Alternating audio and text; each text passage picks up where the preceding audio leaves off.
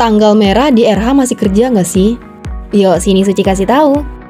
Kabar buruk buat kalian yang penempatan di mall itu nggak ada ya istilah-istilah tanggal merah karena mall selalu buka. Kabar baiknya kalau kalian bekerjanya di RH untuk tanggal merah itu biasanya kita diliburkan. Tapi untuk liburnya itu biasanya di lain hari ataupun bisa di hari yang sama pas tanggal merahnya. Intinya gantian ya guys, karena klinik kita nggak pernah tutup kalau penempatannya di mall. Istilahnya kita tuh dapat RO atau rappel off. Tapi untuk tanggal merah tertentu seperti Natal, Lebaran itu biasanya akan dapat lemburan kalau kalian masuk pada hari H ya. Namun jika kalian nggak masuk di hari H Lebaran itu, maka kalian akan dapat rappel off.